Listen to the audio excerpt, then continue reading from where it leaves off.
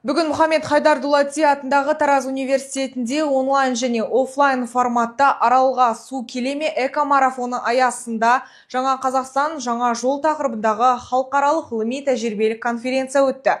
Халықаралық форматта ұйымдастырылған бұл жиын Арал өңіріндегі экологиялық проблемаларды мемлекет аралық деңгейде талқылауға арналды. Аталған іс-шара Халық үміті республикалық қоғамдық бірлестігі, азаматтық бастамалар орталығы қоғамдық бірлестігі және Тұран ойпаты арғы ембі қоғамдық бірлестігінің ұйымдастыруымен өткізілді.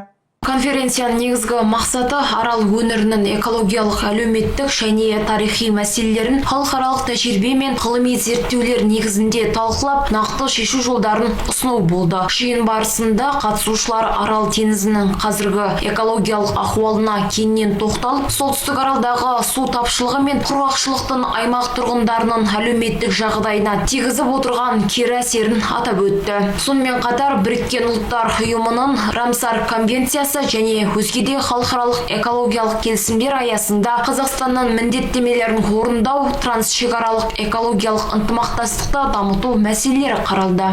Жамбыл облысында су шаруашылығында қызмет еттім. Су шаруашылығының, Қазақстан Республикасының су шаруашылығының, ауыл шаруашылығының ардагерімін. Мына уақытысында Шу-Таласский бассейновый инспекцияны басқардым. РГП Казбатқостың Жамбыл филиалының бірінші орынбасары болып.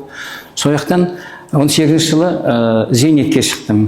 Қазірде осы мына қоғамдық жұмысқа араласып, бүгін Таразымызда бір үлкен іс-шара болайын деп жатыр. Қоғамдық бірлестіктер, Қазақстанда қоғамдық бірлестіктер ұйымдастырып жатыр.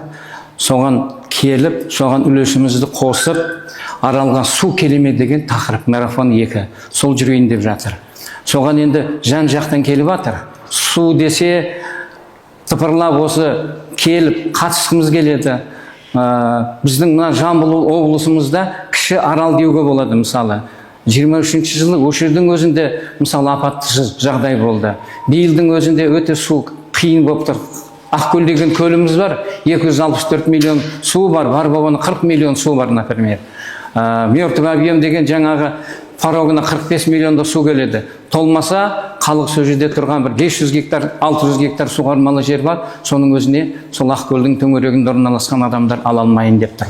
Басқа да су қоймаларымызда су аз болып тұр. Ал енді бұл кіші ғана мәселе, бір облыста. Арал мәселесі үлкен, дүниежүзілік проблема. Соны бүгін осы пікірлесіп, жан жақтан осы Аралға деген, еліне деген, халқына деген сондай бір жанашыр адамдар, сушылар жиналып жатыр, шетелден де адамдар келіп жатыр. Соған қазір қатысамыз, ойларымызды бөлісеміз, сол бір нәтиже алып, шешім болатындай бір тіршілік етсек пе дейміз. Іс-шарада Қарақұм құрылтайының 300 жылдық тарихи маңызы халықаралық ғылыми қауымдастық тұрғысынан сөз болып, теміржол инфрақұрылымындағы аялдама мәселелері, сондай-ақ Аралтұз акционерлік қоғам қызметкерлерінің еңбек және құқықтық жағдайына қатысты бірқатар ұсыныстар айтылды. Жиын соңында қатысушылар Арал өңіріндегі экологиялық мәселелерді жүйелі түрде шешу үшін мемлекет, ғылым мен азаматтық қоғаммен қатар халықаралық ұйымдар арасындағы ынтымақтастықты күшейту қажет екенін атап өтті.